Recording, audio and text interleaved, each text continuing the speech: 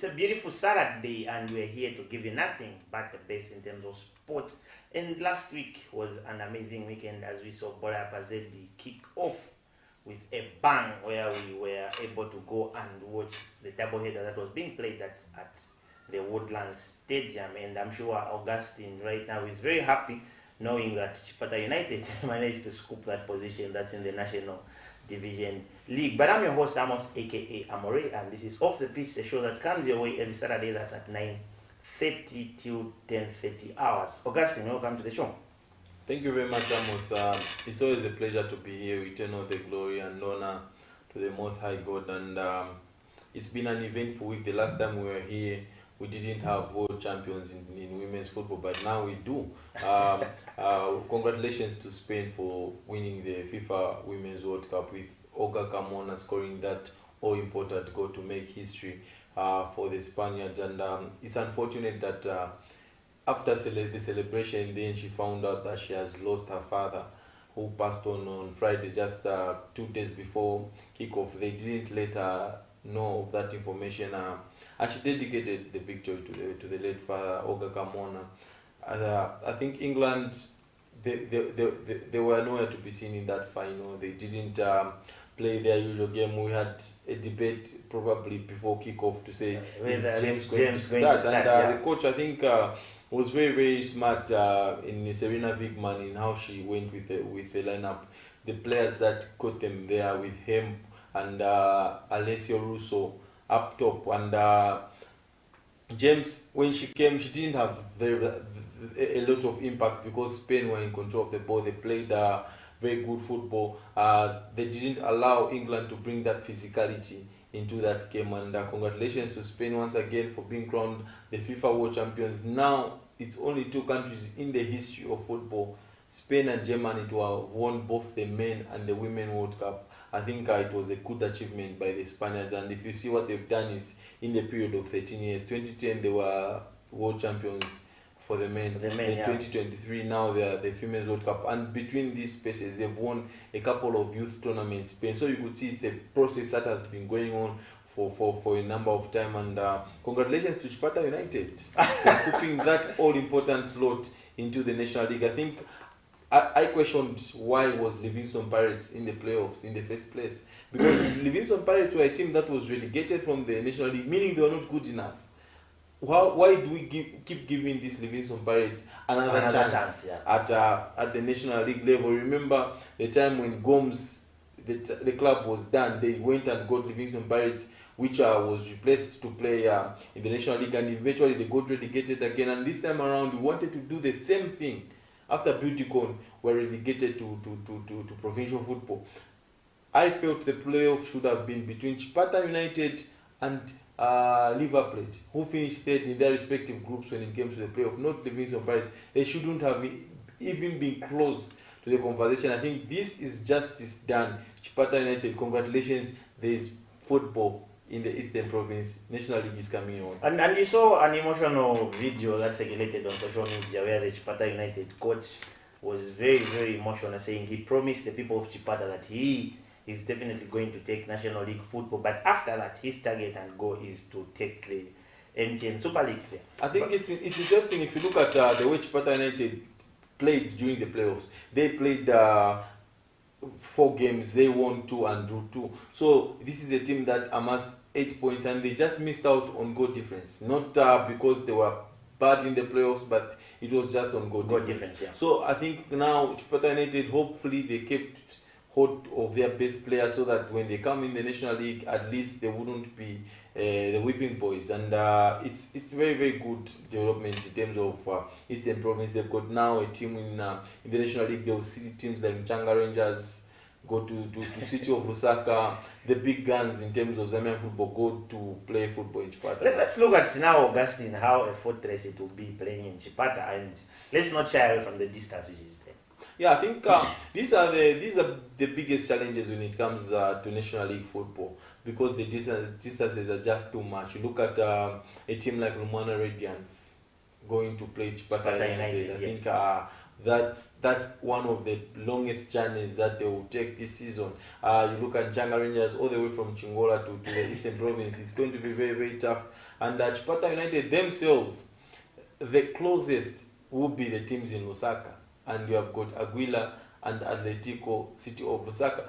In Lusaka, then the rest now are spread out in other parts of the country, so it will be difficult for them.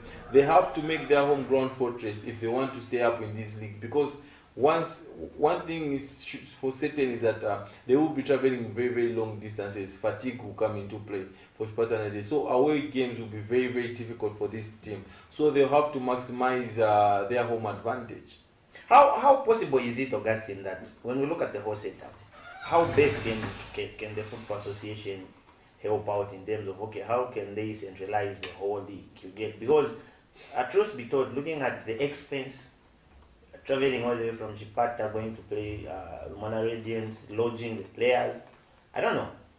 I think they tried at some point to try and make these zones whereby we had two different leagues, both in the lower tier. We had the Copper Belt and the Lusaka, which tried to make the distance a little bit shorter, but the quality wasn't up to scratch. If you look at what we did in terms of zoning our leagues, we were getting teams promoted that do not have probably the best quality. A good example was Mpuria Blackpool, who got promoted and went into the Super League not winning any single game, finishing with 9 points. We do not want to see that. We want to see a very, very competitive league. For them to try and come from the National League to the Super League, they have to have quality and they have to earn that right. If you look at teams like FC Musa, what they have done, the National League helped them get to where they are, because it's a very, very tough league. The conditions are not perfect, the playing surfaces are not the best, officiating is poor. So mentally, and it makes them get ready for the Super League, which is not a very, very forgiving league. So when they get to the Super League, they are playing in much better stadiums, the officiating is much better, so they just bring their quality on the table. And we've seen that the gap between the National League and the Super League has really, really closed. So I think the best thing we can do is that to try and get sponsors on board, to try and help out in terms of logistics, because that's the most difficult thing when it comes to playing the National League.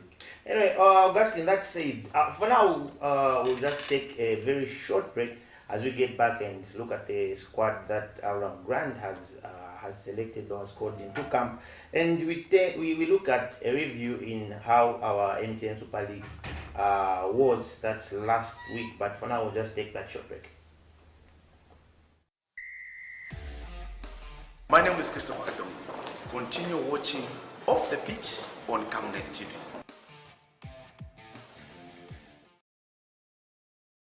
Get all the latest updates in court news only on Camnet TV. We take you and make you feel part of the court sessions through our in-depth coverage of the adjudication process. Get informed on those who have been arrested, delayed and denied the police bond or bail victims, persons taking plea, court adjournments, verdicts, and those administration issues in the judiciary. Camnet TV is on channel 274 on DSTV, channel 25 on GoTV, and find us on channel 106 on Topstar. You can also follow and give us a like on our social media platforms. Camnet TV, not just another channel. I'm Given Singuruma. Continue watching Off the Pitch on Camnet TV every Saturday.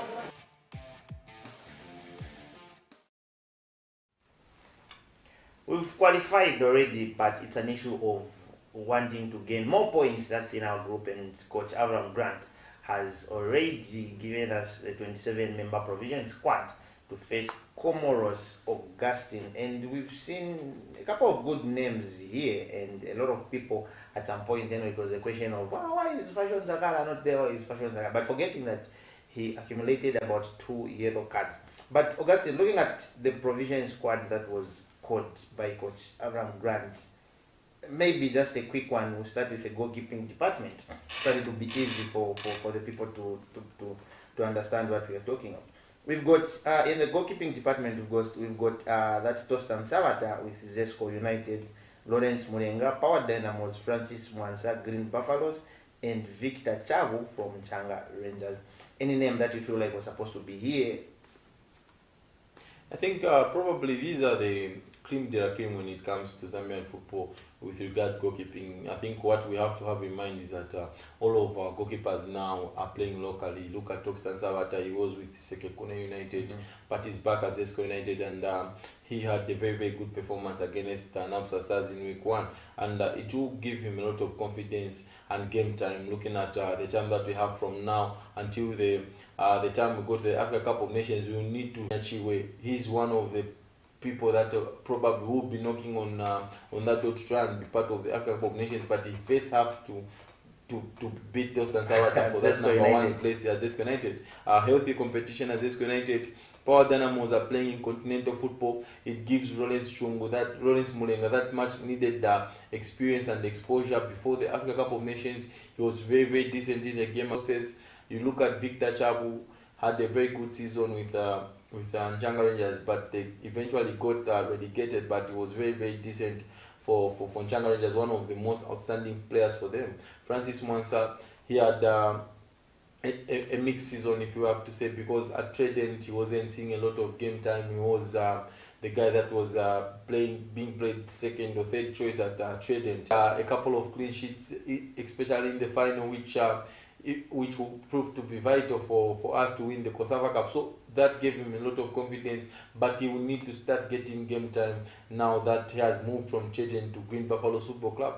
Let's look at the defenders department of guys. We've got one Benedict Sepeshi from Red Arrows, Kirian Kanguluma, Kawe Warriors, and Stopila Sunzu, Jinan Xiao, that's in China, Tandi Mwape, TP Mazembe, Dominic Chanda, Power Dynamos, Frankie Msonda, AR United Scotland, Roderick Kawe, Zako Sports, John Shimba and Pride Massa, both from Zesco United. But okay, before you just talk on the names that I've just mentioned, what's with the issue of Aime Mavika? I think probably now it should be down to selection, because we were told that he was cleared. Aime Mavika. Does Avram Grant fancy him in his squad? Probably not. That's why maybe his name is not on the list. But we will expect Avram Grant to try and give us details about the squad that is selected in a couple of days' time when he holds that press briefing. That's when we will try and pose these questions to say, why is Aime Mabika missing? I think he's one player who has caught the eye missing in this team, but I think a couple of names that have popped up in that team is young boy John Shimba. Did very well at COSAFA, and you could see the strong start he had to the season in the game against Napsa Stars was very, very good.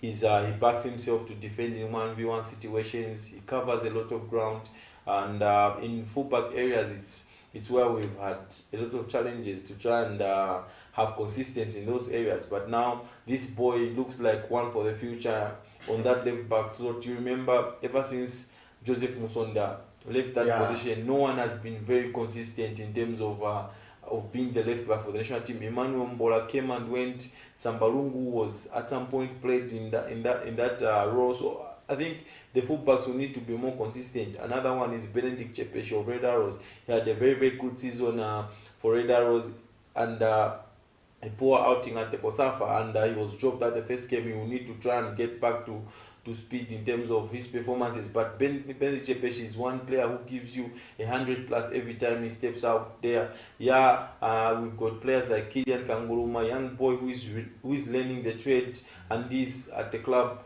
Warriors, which has produced a lot of quality centre backs, the likes of Tandi Mwape, the likes of Clement Mwape. They've all come through Dominic Chanda, they've come through Warriors, which seems to have a very good conveyor belt of when it comes to centre backs, Warriors. And you hope that this boy Kirian Kanguruma, the experience he got at the COSAFA, will help him as he will progress forward as a country. This is a very, very big opportunity for these defenders. So they've got Stopiransus to learn from, who did it at the highest level. He went and won the Africa Cup for Zambia, so he knows and understands the pressure and the demands that they will have to face at the Africa Cup of Nations. And coming to the midfielders department, we've got Benson Sakala, Kelvin Kapumbu, Kings Kangwa, Emmanuel Panda, Gordon Mafuenta, Radi Walia, Cletus Chama, Kelvin Kampamba, Luambo Musonda, Lamek Banda, and Edward Chirufia. And let's look at maybe I'll start with a call-up of we always see Cletus Chama, Augustine on this list, but it's rare for him to make the cut in the starting 11 or maybe just on the substitutes. I think Avram Grant's made it clear to these players it's all about application and attitude which you see them play. Because he will not start someone who will not probably give what he's asking for. And there are certain demands probably which Cletus Chamachota is not meeting. And hence that's why we have seen him have limited game time under Avram Grant. And I think the good thing is that results are coming for Avram Grant. So why fix it when it's not broken? So Avram Grant will probably keep on using the same midfielders that he has kept faith in. And one area where we need to work on is our holding midfield. Benson Sakala or Kelvin Kampumbu, they need to protect our back four a little bit better than they have done in these qualifiers, because now we are going to a very high stage. This is the Africa Cup of Nations. This is the best of the best when it comes to African football, meeting at the same table. We need to be very, very strategic in how we play in that holding midfield role, because it's the heart of the team. Midfield is the heart of the team, and you need your holding midfielder to always sense the danger, to always know where the fire is, and try and help the team out. And going to the Africa Cup of Nations, you are playing against a lot of quality and attacking players. You look at the likes of Riyad Mahrez of Algeria, look at Ismail Sarr of Senegal, you look at Niang. I think there is a lot of talent that you are going to face. Like if Bissouma, you saw what he did to Manchester United there, just the previous weekend. So those are the quality players that you are going to face at the Africa Cup of Nations. We need to try and raise our game and make sure that this period that we have in terms of preparation, we need to try and fine-tune the team, because the Africa Cup of Nations is just around the corner. It's just under 6 months for us to go and play at the biggest stage in African football. And most of these boys, probably all of them, have not been at the Africa Cup of Nations. The only players that we've had at the Africa Cup of Nations, Stopiran Sunzu, Luambo Msonda, and Rodrigue Kawe. They are the only players that have played the Africa Cup of Nations. The rest, it will be new to them. And we expect for them to learn and grow at this tournament. It's interesting to see what Mafuente brings to the team. He's a young boy. He used to play as a centre back, but now he's been deployed as a holding midfielder. But I would have loved to see Frederick Mulambia part of this team, because he did very well at the Kosafa. He did very well for Power Dynamos, and he's one of the most consistent performers in the local league. In the strikers department, Augustine, we've got Evans Kangwa, Moyela Libamba, Patson Daka from Leicester City, England. These are the strikers that our coach has gone with. Yeah, I think Patson Daka, he hasn't had game time at Leicester City, so this will be a big welcome to him in terms of trying to get up to speed with having minutes on his belt before the big Africa Cup of Nations, because he is a main man, regardless of what's happening to him at club level. Patson Daka is our main man, and we expect him to lead the line at the Africa Cup of Nations. So we would hope and pray that things get better and get sorted out with regards his club football, so that he can be playing regularly and scoring goals to try and lift up his confidence going into the Africa Cup of Nations. Evans Kangwa is an interesting addition, because Evans Kangwa is very much different from most of the strikers that we have. We have got a lot of out number 9s, Patson Daka, Luambo Moele, Andrew Piri of FC Muza, but Evans Kangwa is that number 10 who is very, very intelligent in picking up little pockets of spaces and creating in as well as scoring goals. He's very, very intelligent. He brings something different to the team. You saw when he was captain at some point, what he did for Mother Zambia. Injury ruled him out of these large parts of these qualifiers, but now he's back, and we expect his wealth of experience. He's also been at the Africa Cup of Nations. He will guide these young boys to try and know what to expect at the biggest level.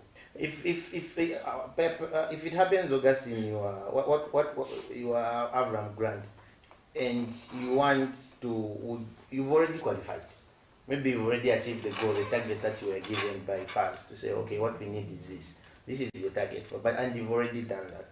Would you want to give a feel to these guys who've just been on the bench, so that maybe going into the other selection you have a variety of competition to say, okay, he's proven as well? So I think these games are always tricky because you want to finish on a high, to go with a lot of confidence at the Africa Cup of Nations, and then you look at it as an opportunity of giving a chance to probably the French players that haven't kicked the ball for Mother Zambia. And what it will do is that when you try and rotate your team, it gives you enough strength and depth. You create your own depth by playing players that haven't been featuring, so that you can try and test them at this high level. We could see a good example was with the Copper Queens. We had basically 14 players that were playing, and when these 14 players couldn't click, they couldn't produce the goods, it was difficult for us to try and bring anyone from the bench to try and take the team to the next level. But Abraham Grant has got this opportunity going into the last qualifier against Comoros. He has got that luxury to try and bring in a couple of new faces into the team in areas where he might feel there's less competition, to try and just lift up that competition, to try and make it a little bit more competitive, give them chance. You could see what the boys went and did at the Kosafa. We had players like Frederick Mulambia. They went and showed what they're capable of doing. Another one was Luambo Moela, Kilian Kanguruma, and John Chimba. And now they are also part of the team. So there is that opportunity of giving opportunities to some players who haven't featured very much in these qualifiers to try and show themselves if they are really ready for the big stage. And looking at, we've seen that, like you said earlier, to say regardless of what's happening to Patson Daka, he's still our main man, and he hasn't had game time, I think, this season, Augustine. But coming to home, would you start him? Yeah, I think it's us to help Patson Daka. He's not getting a lot of game time at the moment at Leicester City. In the first two games, he was on the bench. Then now he's been dropped completely because there are a lot of rumors surrounding him with regards to transfers. And probably it will get sorted out quicker for Patson Daka to move on to another club. But what we get is that if he comes for the national team, it's good to try and start Patson Daka, to try and get his fitness up to speed, try and get minutes on his belt, which will help him very, very good in terms of his confidence, because the last time he played here against Ivory Coast, he scored. He's always that guy who will deliver for the national team when opportunity comes. Coming to the let's just